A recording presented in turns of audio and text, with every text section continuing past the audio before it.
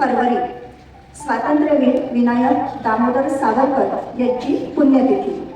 त्यानिमित्त आपण इथे एक छोटंसं नाटक सादर करणार आहोत.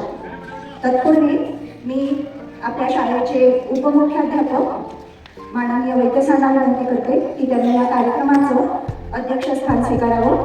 तसेच आपल्या शाळेचे पर्यवेक्षक माननीय डॉक्टर श्री डहाळे सरांना विनंती करते की त्यांनी पण आपलं स्थान ग्रहण करावं. तसेच यावर्षीचे उत्सव प्रमुख श्री फुलंबरकर सर यांना विनंती करते की त्यांनी व्यासपीठावर आपलं स्थान ग्रहण करावं.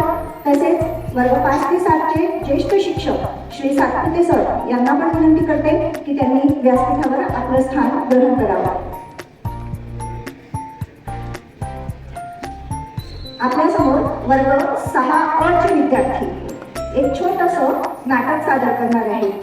तुम्हाला हे नाटक खूप शांततेने आणि निरीक्षण करून बघायचंय, ऐकायचंय. वर्ग 5 ते 7च्या उत्सव प्रमुख सौ वैद्य मॅडम यांना विनंती करते की त्यांनी व्यासपीठावर आपले स्थान ग्रहण करावे.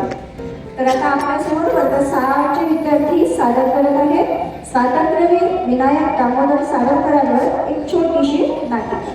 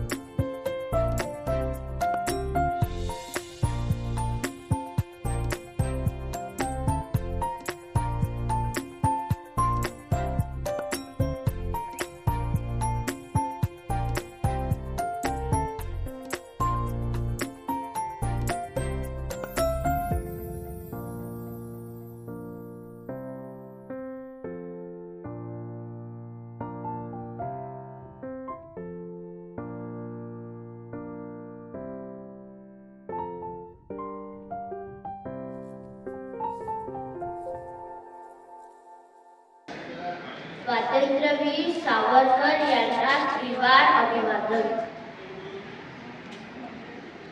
अरे आपण यांना अभिवादन करत आहे, पण यांनी असे कोणते मोठे कार्य केले तुम्हाला माहित आहे का? तुम्हाला माहित आहे का? नाही. आणि यांना आपण स्वातंत्र्यवीर म्हणतो. यांना ही उपाधी कोणी दिली माहिती काय तुम्हाला? नाही. तुम्हाला तरी माहित आहे का?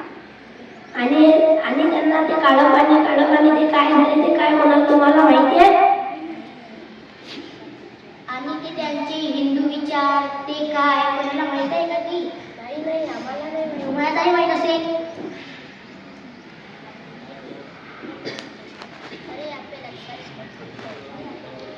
अरे तुम्हाला तर काहीच माहित नाही. राहू द्या, मी सांगतो. त्यांना कोणीतरी उपाधी दिली होती. त्यांचे नाव, त्यांनी मोठी संघटना स्थापली होती. अरे आता ते तुम्हाला बघा, तुमच्यासोबत बोलता विसरलो.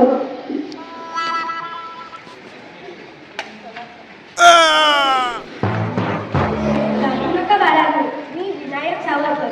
मीच सांगतो तुम्हाला माझ्याबद्दल. तुम्हाला माझ्याबद्दल प्रश्न पडलेत ना? अरे मी आणि माझ्या सहकार्यांनी इंग्रजांविरुद्ध क्रांतिकारक पद्धतीने लढा देण्यासाठी मित्रमेळा, अभिनव बाळग त्या संघटना स्थापन केल्या. त्या काळात अनेकांनी आपापल्या परीने लढा दिला. मी लंडनला बॅरिस्टर बनण्यासाठी गेलो असताना मी आपल्या भारतीय सहकार्यांना बॉम्ब, पिस्तूल कसे बनवायचे याची साधने व माहिती पाठवली. ते मायभूमीच्या आठवणीत मदसी परत मातृभूमीला हे काव्य रचले. मदसीने परत मातृभूमीला सागरा प्राण तळमळला सागरा मदसीने. लंडनवरून मला पकडून भारतात आणताना मी फ्रान्सच्या मार्सिलिस किनाऱ्यावर मारिया मोठीतून शार्कने भरलेल्या समुद्रात उडी मारली. ही माझी उडी जगभरात गाजली बरं का. आणि भारतीय लोकांनी मला वीर म्हटले. पुढे जॅक्सनच्या खुनाच्या आरोपात मला काळ्या पाण्याच्या शिक्षेसाठी अंदमानला पाठवले. तेथे मी कमला हे महाकाव्य आधी भिंतीवर कोळशाने व नंतर खिळ्याने कोरले. पुढे भारतात परतल्यावर मी 1857चा स्वातंत्र्य समर हा ग्रंथ लिहून 1857चा भारतीयांचा उठाव शिपायांचे बंड नसून इंग्रजांविरुद्ध लढलेला तो स्वातंत्र्याचा पहिला समर प्रसंग होता हे सिद्ध केले. कदाचित म्हणूनच नाशिकचे काशीनाथ रघुनाथ वर्षमपायान यांनी मला स्वातंत्र्यवीर ही पदवी दिली. आणि पुढे रॉकी अत्रे यांनी याचा उल्लेख वारंवार केला. आणि काय तुला हिंदू म्हणजे माहित नाही? हिंदू म्हणजे ज्याचा जन्म त्या भूमीत झाला, ज्याचे कर्म या भूमीशी तिच्या हिताशी जोडले आहेत तो हिंदू. ज्याचे प्राणापेक्षाही जास्त प्रेम आपल्या भूमीवर आहे तो प्रत्येक जण हिंदू. हिंदू ही केवळ भावना आहे, ती कोणत्याही जाती धर्माशी जोडली नाही. मग तू हिंदू, मी हिंदू, आपण सगळे हिंदूच नाही ते? हो.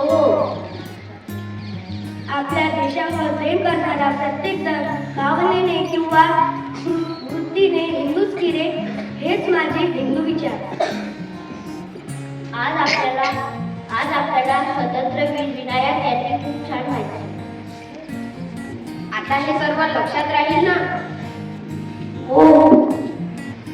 आणि या सगळ्यांना सांगावं या थोर व्यक्तींची गोष्टी सांगा बरं का. चला पुन्हा एकदा सावरकरांचे अभिवादन करूया. सावरकर यांना अभिवादन. जय हिंद, जय महाराष्ट्र.